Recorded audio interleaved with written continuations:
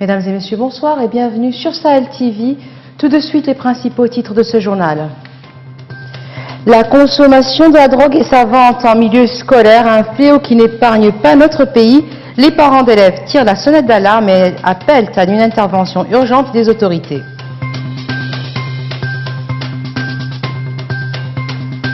Lancement de la deuxième phase du programme Alliance mauritanienne contre le changement climatique. Objectif, accroître la résilience des populations vulnérables en matière de sécurité alimentaire.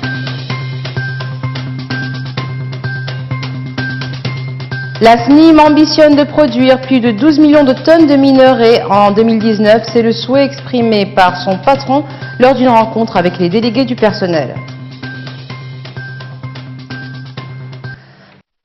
L'école mauritanienne connaît une crise sans précédent.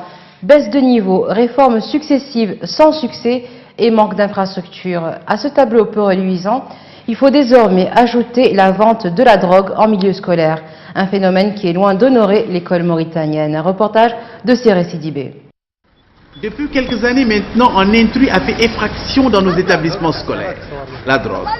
Ce phénomène nouveau qui s'est invité au sein de nos écoles est l'un des baromètres de la crise que connaît l'éducation dans notre société. Difficile de faire témoigner les enfants sur ce sujet parfois tabou. Mais pourtant, la drogue est bien vendue dans l'enceinte de nos écoles, même si la pratique n'est pas très répandue. La vente de la drogue au sein de nos écoles s'explique par l'influence de mauvais comportements et pratiques copiées d'ailleurs. En effet, nos jeunes imitent tout ce qu'ils voient sur le net. Cette situation les prépare à devenir des criminels qui se dissémineront dans nos quartiers pour commettre des actes répréhensibles. Ces quelques brebis galeuses qui s'adonnent à cette activité illicite dans le milieu scolaire sont influencées par des mauvais exemples empruntés d'ailleurs.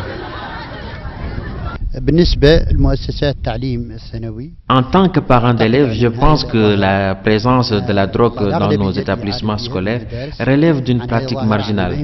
Cela n'est pas du tout répandu comme dans les milieux professionnels. Les murs de l'école servaient jusque-là de citadelle contre toutes les formes de déviance. C'est donc la sérénité de l'environnement scolaire qui est traversée et avec elle les repères de la famille et de la société tout entière. En perspective de la présidentielle 2019, l'opposition mauritanienne a transmis au gouvernement un document demandant une refonte de la CENI et un audit du fichier électoral. L'opposition mauritanienne se met ainsi en ordre de bataille pour la prochaine élection présidentielle.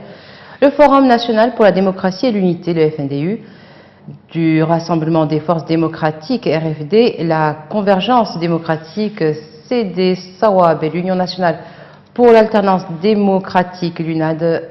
Cette vaste alliance donc a saisi le gouvernement à travers ce document dans lequel sont consignées une série de revendications en perspective de cette échéance électorale. Et la seconde phase du programme intitulé Alliance mauritanienne contre le changement climatique a été lancée ce mardi à Nouakchott.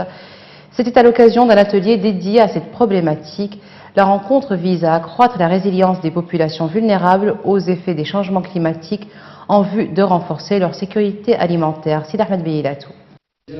Cette rencontre marque le lancement de la deuxième phase du programme Alliance mauritanienne contre le changement climatique. La lutte contre le changement climatique en Mauritanie est une question cruciale pour les autorités en vue d'accroître la résilience des populations vulnérables. Cette seconde phase dont nous assistons aujourd'hui à l'atelier de lancement a obtenu un financement de 7 millions d'euros de l'Union européenne. Ce programme, qui est par ailleurs complémentaire aux actions du premier secteur de concentration du 11e FED, vise d'une part la réduction de la vulnérabilité agricole et pastorale et d'autre part le développement des filières et des activités rurales. L'amélioration des conditions environnementales va de pair avec la valorisation des activités rurales, avec une utilisation durable des ressources naturelles. Ce programme s'inscrit dans l'agenda 2030. Il contribue principalement à atteindre progressivement l'objectif 13 des ODD, mesures relatives à la lutte contre les changements climatiques, mais il favorise aussi le progrès vers l'obtention des ODD, de l'ODD 1, pauvreté, de l'ODD 2, la faim, et de l'ODD 15, biodiversité. L'Alliance mauritanienne contre le changement climatique vise ainsi à renforcer de manière durable la résilience des systèmes naturels et des services écosystémiques. Le changement climatique qui continue à perturber les systèmes naturels et humains dans tous les continents et sur tous les océans. Et nous sommes conscients du fait que le climat est complexe et que les variations climatiques sont dues à de multiples facteurs. Mais nous sommes également certains que l'activité humaine joue un rôle fondamental dans le cadre du réchauffement climatique. Parmi ces conséquences, nous pouvons citer la montée du niveau des mers et des océans, les phénomènes climatiques extrêmes qui mettent en péril la production alimentaire et les pénuries d'eau qui peuvent être à l'origine de conflits, de famines et de mouvements de population, et ensuite aussi l'extension de certaines espèces animales et végétales. Le programme Alliance mauritanienne contre le changement climatique, qui est financé par l'Union européenne à hauteur de 7,5 millions d'euros, se focalisera sur la gouvernance environnementale et climatique et sur la résilience climatique des populations. Nous le disions donc dans les titres, la SNIM envisage de produire cette année 12 300 000 tonnes de fer. L'information a été donnée hier par l'administrateur directeur général de la société Azouerat lors d'une réunion avec les délégués du personnel. Hassan Oulali a reconnu que la société n'a pas pu atteindre l'objectif qu'elle s'était fixé en 2018 en ne produisant que 11 90 000 tonnes de brut au lieu de 12 millions. Le responsable a révélé que la société fait face à de charges consécutives au recrutement en une seule fois de 2000 employés, portant à 6 400 le nombre de son personnel, alors que les sociétés de sa catégorie ne dépassent guère les 2300 employés, un écart énorme selon lui. Pour l'administrateur directeur général de la SNIM, celle-ci n'a d'autre alternative que de conserver son personnel, appelant tous les travailleurs à serrer la ceinture afin d'accroître la productivité de leur entreprise. L'Association mauritanienne de protection du consommateur met en garde les citoyens contre le riz avarié qui serait commercialisé sur le marché local. Dans un communiqué rendu public, l'association soutient avoir tiré la sonnette d'alarme il y a de cela 2 semaines après avoir constaté l'existence sur le marché de 20 000 tonnes de ce riz. Elle appelle ainsi les autorités à mener une enquête sur la source de ce riz et invite les citoyens à observer la plus grande vigilance et éviter d'acheter ou de consommer ce riz périmé. La communauté sénégalaise en Mauritanie se mobilise pour la présidentielle du 24 février prochain au Sénégal. Les représentants des candidats multiplient les contacts dans les quartiers de Nouakchott où se concentrent leurs compatriotes, notamment à Sepra et à El Mina. Dans ces deux Moqata'a, la campagne bat son plein, comme l'a constaté Hamallah Diagana, qui est allé à la rencontre des électeurs sénégalais. Bonsoir chers téléspectateurs de la télévision Sahel TV. Aujourd'hui, votre chaîne Sahel TV revient sur les élections présidentielles 2019 du Sénégal, plus particulièrement la diaspora sénégalaise qui se trouve ici en Mauritanie, à Nouakchott. Actuellement, je suis au siège de Benno Bokk Yakaar. Je suis avec le coordinateur de Benno Bokk Yakaar ici à Nouakchott, Mor Kane Ndiaye. Mor Kane, bonsoir. Bonsoir. Monsieur Mor, comment vous vivez ces élections ici à Nouakchott? Nous sommes en période de campagne électorale depuis le 3 et nous sommes en train avec nos équipes de sillonner toute la Mauritanie, quartier par quartier, maison par maison, pour dénicher les électeurs qui sont des Sénégalais qui sont là, qui vivent parmi nos amis et frères de la Mauritanie. Alors, est-ce que vous pouvez nous dire le nombre de Sénégalais actuellement qui se trouvent ici à Nouakchott ou bien en Mauritanie de manière générale? Oui, actuellement, avec le dernier recensement que nous avons fait en mars dernier, nous sommes à 45 000 à peu près Sénégalais qui sont inscrits sur la liste électorale et qui doivent voter au niveau de l'ambassade du Sénégal. Alors, quelles sont vos attentes par rapport à cette campagne? Actuellement, on voit que vous vous mobilisez, vous faites des porte-à-porte. Quelles sont vos attentes par rapport à ces élections ici en Mauritanie? Oui, actuellement, tout ce que nous faisons, c'est pour remporter les élections au soir du 24 février. Et c'est pour cela que nous battons corps et âme, nous donnons à fond pour au moins aller à la rencontre des Sénégalais, les expliquer les réalisations du président de la République, le président Macky Sall, depuis son arrivée à la magistrature suprême du Sénégal depuis 2012. En 7 ans, il a pu réaliser ce qu'aucun président n'a pu réaliser pendant 50 ans, je peux dire. Donc c'est pour cela que nous allons à la rencontre des Sénégalais qui sont ici à Nouakchott, à Nouadhibou et aussi bien à Rosso, pour les expliquer ces réalisations et pour leur demander vraiment de lui donner l'occasion de poursuivre ces réalisations et d'amener le Sénégal vers l'émergence. En tout cas, les partisans de Macky Sall, plus particulièrement de Benno Bokk Yakaar, sont confiants ici à Nouakchott pour une victoire éclatante au soir du 24 février. Et ceci, Sahel TV va vous accompagner dans ces élections présidentielles vie de la Mauritanie. Maintenant, on va partir voir les autres candidats et voir ce qu'ils réservent pour la diaspora sénégalaise en Mauritanie. On y va.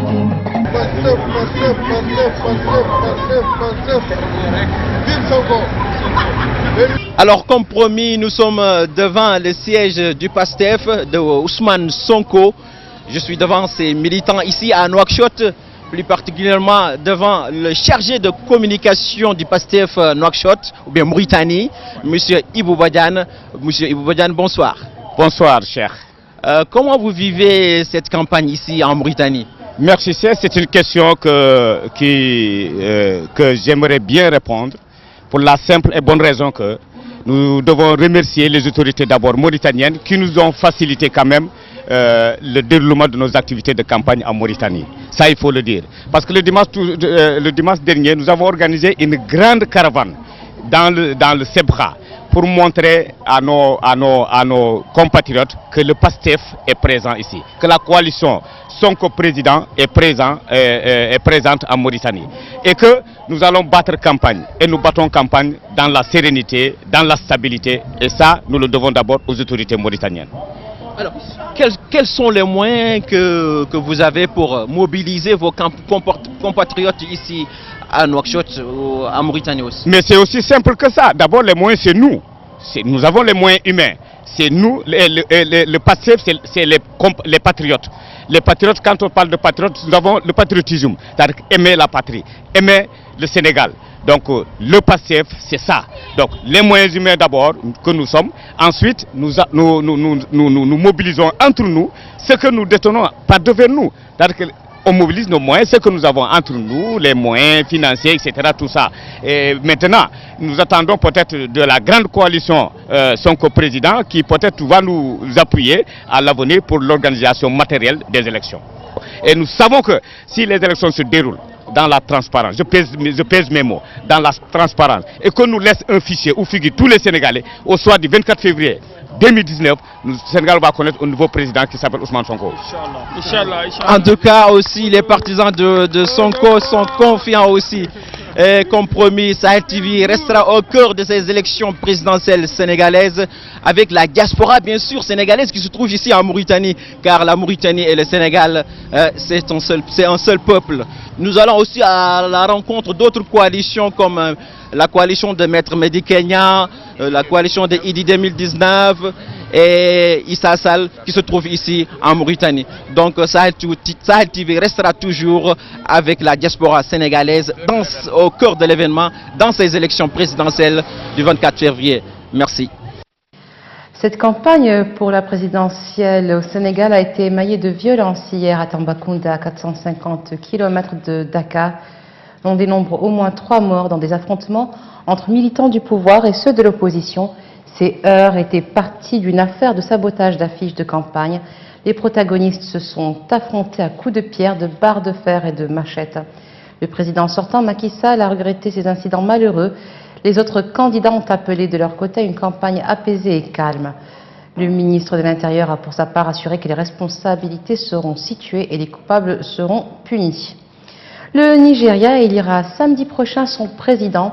Au total, 72 candidats sont en lice pour la magistrature suprême, mais la véritable bataille se joue entre les candidats des 2 principaux partis.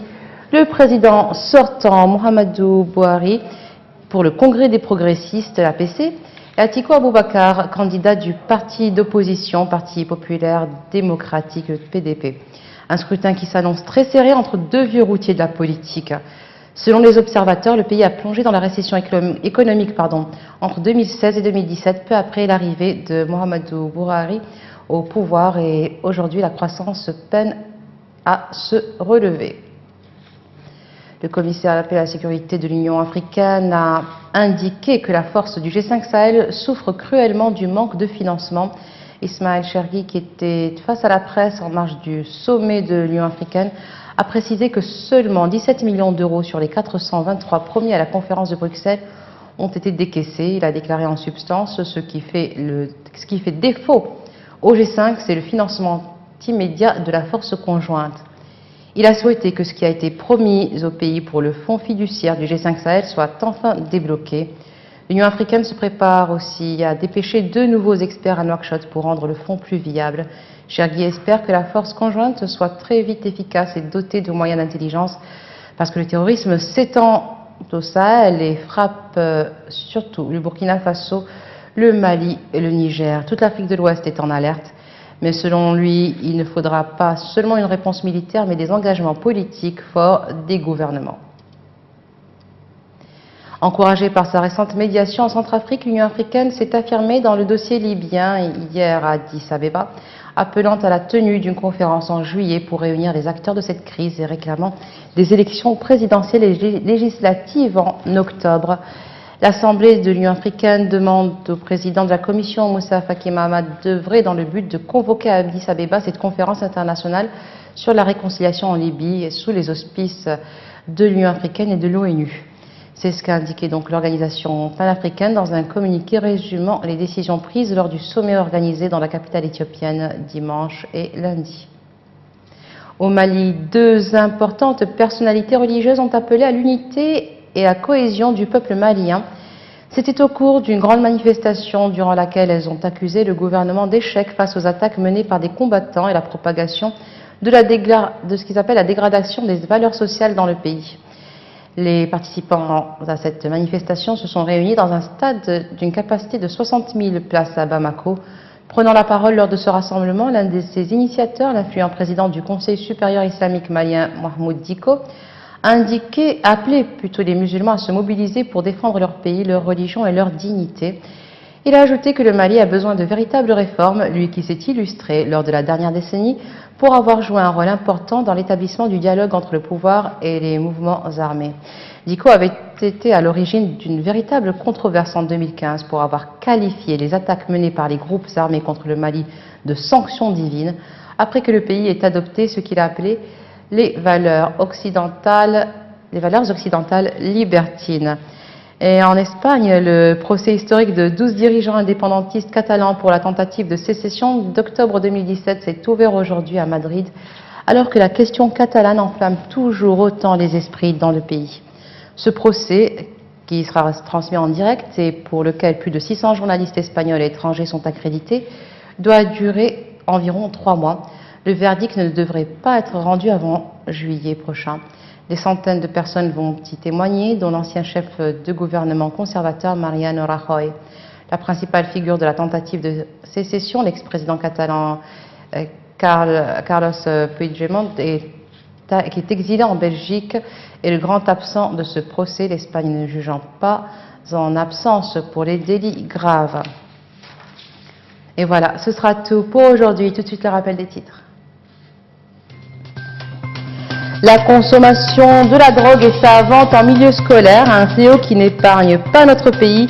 Les parents d'élèves tirent la sonnette d'alarme et appellent à une intervention urgente des autorités.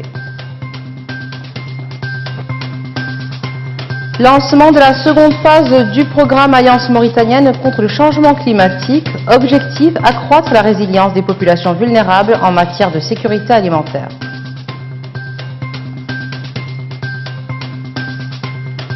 La SNIM ambitionne de produire plus de 12 millions de tonnes de minerais en 2019. C'est le souhait exprimé par son patron lors d'une rencontre avec les délégués du personnel.